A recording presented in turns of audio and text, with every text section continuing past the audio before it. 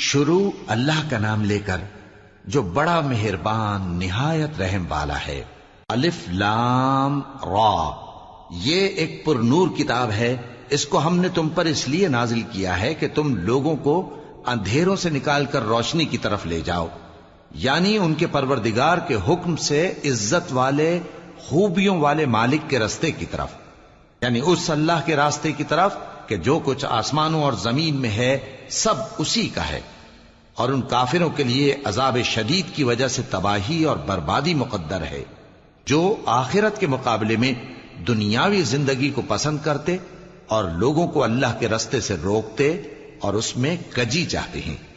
یہ لوگ بڑے دور کی گمراہی میں ہیں، اور ہم نے کوئی پیغمبر نہیں بھیجا مگر وہ اپنی قوم کی زبان بولتا تھا تاکہ انہیں احکام الہی کھول کھول کر بتا دے۔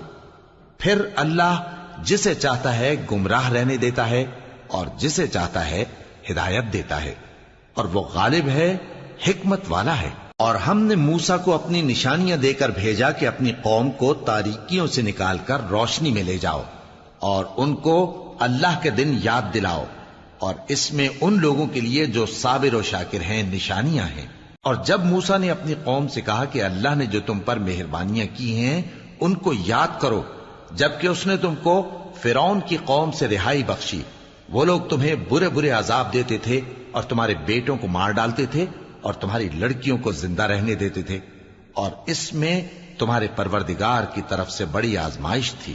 اور جب تمہارے پروردگار نے تم کو آگاہ کیا کہ اگر شکر کرو گے تو میں تمہیں زیادہ دوں گا، اور اگر ناشکری کرو گے تو یاد رکھو کہ میرا عذاب بھی سخت ہے۔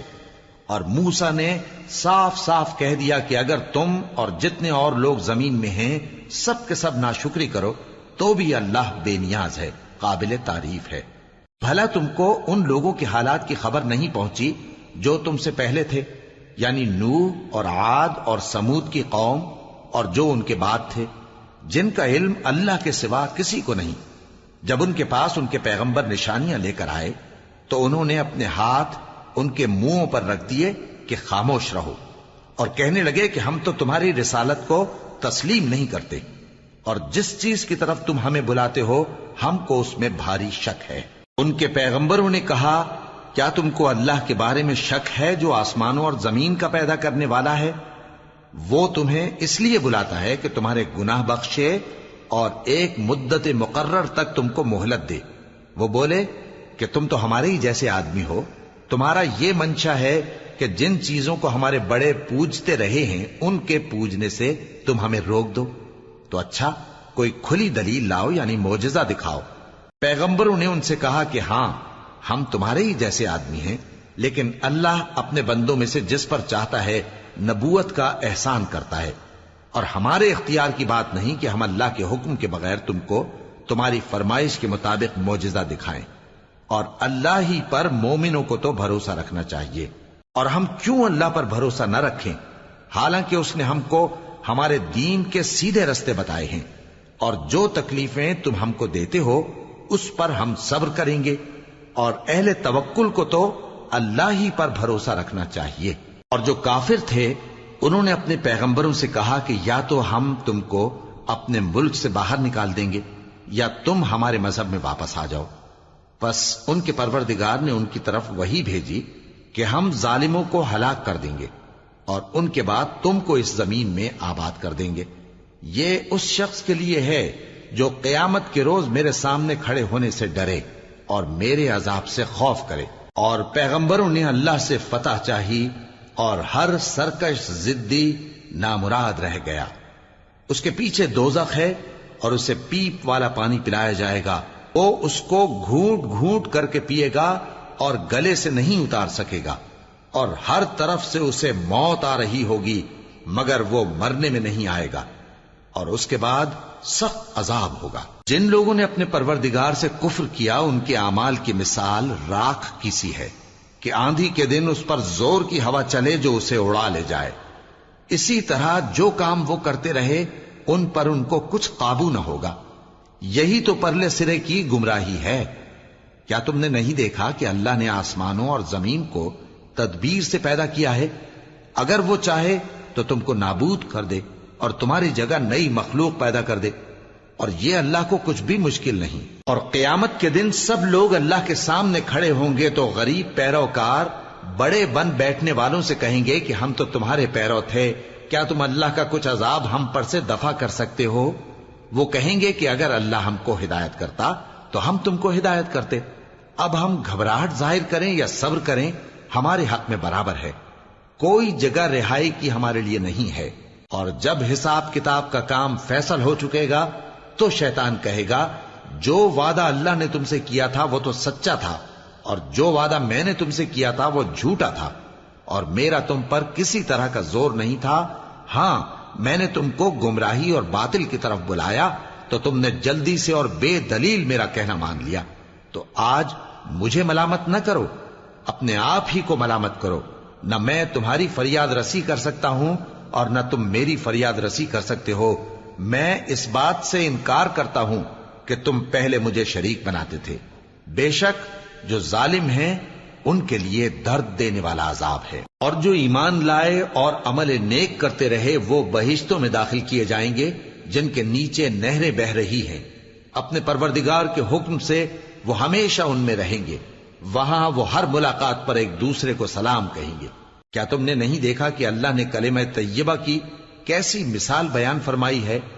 وہ ایسی ہے جیسے پاکیزہ درخت جس کی جڑ مضبوط ہو اور شاخیں آسمان میں پھیلی ہوں، وہ اپنے پروردگار کے حکم سے ہر موقع پر پھل لاتا ہو۔ اور اللہ لوگوں کے لیے مثالیں بیان فرماتا ہے تاکہ وہ نصیحت حاصل کریں۔ اور ناپاک بات یعنی غلط عقیدے کی مثال ناپاک درخت کی سی ہے کہ وہ زمین کے اوپر ہی سے اکھیڑ کر پھینک دیا جائے، اس کو ذرا بھی قرار و ثبات نہیں۔ اللہ مومنوں کے دلوں کو صحیح اور پکی بات سے دنیا کی زندگی میں بھی مضبوط رکھتا ہے اور آخرت میں بھی رکھے گا۔ اور اللہ بے انصافوں کو گمراہ کر دیتا ہے، اور اللہ جو چاہتا ہے کرتا ہے۔ کیا تم نے ان لوگوں کو نہیں دیکھا جنہوں نے اللہ کے احسان کو ناشکری سے بدل دیا اور اپنی قوم کو تباہی کے گھر میں لا اتارا، یعنی دوزخ میں، کہ سب ناشکرے اس میں داخل ہوں گے اور وہ برا ٹھکانہ ہے۔ اور ان لوگوں نے اللہ کے شریک مقرر کیے کہ لوگوں کو اس کے رستے سے گمراہ کریں۔ کہہ دو کہ چند روز فائدے اٹھا لو، آخر کار تم کو دوزخ کی طرف لوٹ کر جانا ہے۔ اے پیغمبر، میرے مومن بندوں سے کہہ دو کہ نماز پڑھا کریں، اور اس دن کے آنے سے پیشتر جس میں نہ اعمال کا سودا ہوگا اور نہ دوستی کام آئے گی، ہمارے دیے ہوئے مال میں سے پوشیدہ اور علانیہ خرچ کرتے رہیں۔ اللہ ہی تو ہے جس نے آسمانوں اور زمین کو پیدا کیا اور آسمان سے مے برسایا، پھر اس سے تمہارے کھانے کے لیے پھل پیدا کیے اور کشتیوں اور جہازوں کو تمہارے زیر فرمان کیا تاکہ وہ سمندر میں اس کے حکم سے چلیں، اور نہروں کو بھی تمہارے زیر فرمان کیا، اور سورج اور چاند کو تمہارے لیے کام میں لگا دیا کہ دونوں دن رات ایک ڈگر پر چل رہے ہیں، اور رات اور دن کو بھی تمہاری خاطر کام میں لگا دیا، اور جو کچھ تم نے مانگا سب میں سے تم کو عنایت کیا۔ اور اگر اللہ کے احسان گننے لگو تو شمار نہ کر سکو، مگر لوگ نعمتوں کا شکر نہیں کرتے۔ کچھ شک نہیں کہ انسان بڑا بے انصاف ہے، ناشکرا ہے۔ اور جب ابراہیم نے دعا کی کہ اے میرے پروردگار، اس شہر کو لوگوں کے لیے امن کی جگہ بنا دے، اور مجھے اور میری اولاد کو اس بات سے کہ بتوں کی پرستش کرنے لگیں بچائے رکھیو۔ اے پروردگار، انہوں نے بہت سے لوگوں کو گمراہ کیا ہے، سو جس شخص نے میرا کہا مانا وہ میرا ہے، اور جس نے میری نافرمانی کی تو تو بخشنے والا ہے، مہربان ہے۔ اے پروردگار، میں نے اپنی اولاد ایک وادی میں جہاں کھیتی نہیں، تیرے عزت و ادب والے گھر کے پاس لا بسائی ہے۔ اے پروردگار، تاکہ یہ نماز پڑھیں، سو تو لوگوں کے دلوں کو ایسا کر دے کہ ان کی طرف جھکے رہیں، اور ان کو میووں سے روزی دیتے رہنا تاکہ تیرا شکر کریں۔ اے پروردگار، جو بات ہم چھپاتے اور جو ظاہر کرتے ہیں تو سب جانتا ہے، اور اللہ سے کوئی چیز مخفی نہیں، نہ زمین میں نہ آسمان میں۔ اللہ کا شکر ہے جس نے مجھ کو بڑی عمر میں اسماعیل اور اسحاق بخشے، بے شک میرا پروردگار دعا سننے والا ہے۔ اے پروردگار، مجھ کو ایسی توفیق عنایت کر کہ نماز پڑھتا رہوں، اور میری اولاد کو بھی یہ توفیق بخش۔ اے پروردگار، میری دعا قبول فرما۔ اے پروردگار، حساب کتاب کے دن میری اور میرے ماں باپ کی اور مومنوں کی مغفرت کیجو۔ اور مومنوں یہ نہ سمجھنا کہ یہ ظالم جو کام کر رہے ہیں اللہ ان سے بے خبر ہے، وہ ان کو اس دن تک مہلت دے رہا ہے جبکہ دہشت کے سبب آنکھیں پھٹی کی پھٹی رہ جائیں گی اور لوگ سر اٹھائے ہوئے میدان قیامت کی طرف دوڑ رہے ہوں گے، ان کی نگاہیں خود اپنی طرف لوٹ نہ سکیں گی اور ان کے دل مارے خوف کے ہوا ہو رہے ہوں گے۔ اور لوگوں کو اس دن سے آگاہ کر دو جب ان پر عذاب آ جائے گا، تب ظالم لوگ کہیں گے کہ اے ہمارے پروردگار، ہمیں تھوڑی سی مہلت عطا کر تاکہ ہم تیری دعوت توحید قبول کریں اور تیرے پیغمبروں کے پیچھے چلیں۔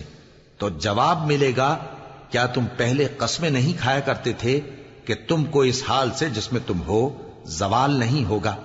اور جو لوگ اپنے آپ پر ظلم کرتے تھے تم ان کے مکانوں میں رہتے تھے، اور تم پر ظاہر ہو چکا تھا کہ ہم نے ان لوگوں کے ساتھ کس طرح کا معاملہ کیا تھا، اور تمہارے سمجھانے کے لیے مثالیں بیان کر دی تھیں۔ اور انہوں نے بڑی بڑی تدبیریں کی، اور ان کی سب تدبیریں اللہ کے ہاں لکھی ہوئی ہیں۔ گو وہ تدبیریں ایسی غضب کی تھیں کہ ان سے پہاڑ بھی ٹل جائیں۔ تو ایسا خیال نہ کرنا کہ اللہ نے جو اپنے پیغمبروں سے وعدہ کیا ہے وہ اس کے خلاف کرے گا۔